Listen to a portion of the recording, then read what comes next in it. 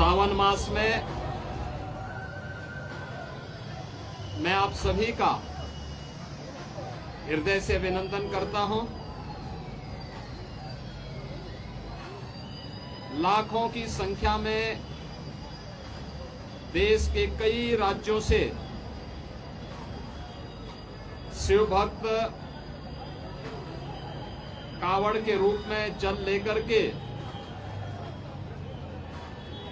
कल से विभिन्न शिवालयों में जलाभिषेक करेंगे। बाबा ओगढ़नाथ मंदिर, पुरा महादेव मंदिर, दुग्धेश्वर नाथ मंदिर, इन सभी मंदिरों में जलाभिषेक के साथ ही सावन मास में भगवान शिव के प्रति वे सभी लोग अपनी आस्था को व्यक्त करेंगे। इस अवसर पर हरिद्वार से पावन गंगा जल लेकर के आने वाले सभी शिव भक्तों का मैं हृदय से स्वागत करता हूं। मुझे बहुत अच्छा लगा है कि बड़ी श्रद्धा भाव के साथ कावड़ लेकर के चल रहे शिव भक्त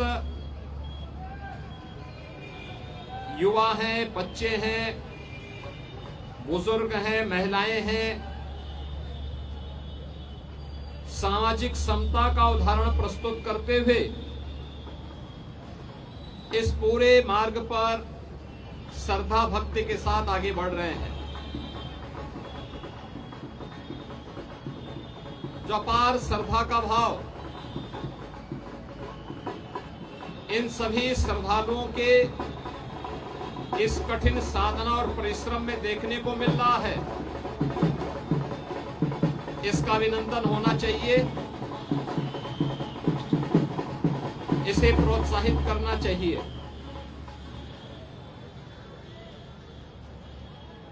सरकार ने, स्वयंसेवी संगठनों ने और विभिन्न सामाजिक संगठनों ने भी, धार्मिक संगठनों ने भी इसके लिए पुख्ता व्यवस्था की है। किसी श्रद्धालु को कष्ट न हो, सुरक्षा से जुड़ा हुआ कोई मुद्दा न बने, यातायात की किसी समस्या का सामना न श्रद्धालु जनों को न यात्रियों को ही करना पड़े, इसके लिए जहां पुख्ता व्यवस्था की गई है, वहीं सामाजिक और धार्मिक संगठनों के द्वारा जगह जगह पंडाल लगा करके उनके स्वागत और अभिनंदन के लिए भी पुख्ता व्यवस्था की गई है। ये सभी उनकी श्रद्धा को सम्मान देने का एक प्रयास है।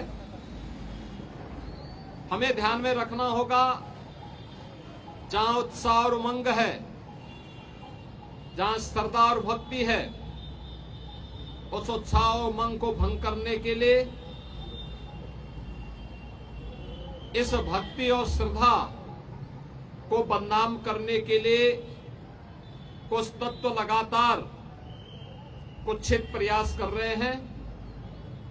सोशल मीडिया प्लेटफॉर्म पर भी और प्रत्यक्ष रूप से भी ऐसे तत्वों के द्वारा यह प्रयास किया जा रहा है कि कावड़ यात्रा को बदनाम किया जाए।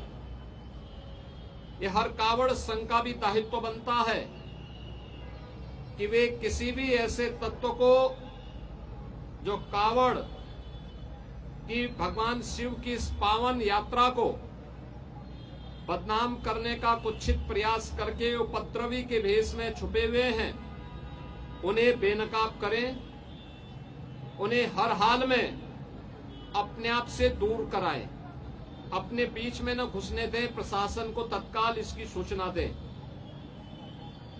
मेरी विनम्र अपील होगी सभी श्रद्धावान शिव भक्तों से जो कावड़ लेकर के शिवालयों में जलाभिषेक करने के लिए आ रहे हैं, उन सबसे मेरी अपील होगी कि शिव लोक मंगल के देवता हैं, वे देवादिदेव महादेव हैं। लोक मंगल की उनकी कृपा सब पर समान रूप से बरसती है। हम सबका दायित्व बनना चाहिए, हम कावड़ यात्रा भगवान शिव को नमन करने के लिए, उनके प्रति श्रद्धा भाव व्यक्त करने के लिए जो ले जा रहे हैं, इसमें हम दूसरों की भी परेशानी को समझें, अपने सहयोगी कावड़ों का, अन्य शिव भक्तों का, यात्रियों का, राह चलते हुए राहगीरों का भी। प्रशासन ने पुख्ता व्यवस्था की है, लेकिन उस सब के बावजूद भी हमारा ये दायित्व बनता है कि हम भी इसको देखें। स्वच्छता के लिए सफाई कर्मी लगे हैं, प्रशासन अलर्ट मोड पर है, सामाजिक और धार्मिक संगठन भी लगे हैं, लेकिन अच्छा होगा कि शिव भक्तगण स्वयं स्वच्छता के इस कार्यक्रम के साथ स्वयं भी जुड़े। कहीं भी किसी नदी को, किसी चौराहे को, किसी सड़क को हम गंदगी न करने दें, जिससे कोई भी बदनाम न करने का प्रयास करे। अगर कोई बाहरी तत्व, कोई उपद्रवी कानून हाथ में लेकर के कावड़ को अपवित्र करता है, आपकी श्रद्धा के साथ खिलवाड़ करता है, तो स्वयं कानून को हाथ में लेने की बजाय पुलिस को आप सूचना दें। प्रशासन ऐसे तत्वों के खिलाफ सख्ती से निपटने का काम करेगा। और हमने ये तय किया है, पूरी कावड़ यात्रा के दौरान जिसने इस पावन कावड़ यात्रा को बदनाम करने के लिए कई उपद्रव का सहारा लिया है, तोड़फोड़ का सहारा लिया है, उनके सबके सीसीटीवी फुटेज हमारे पास है।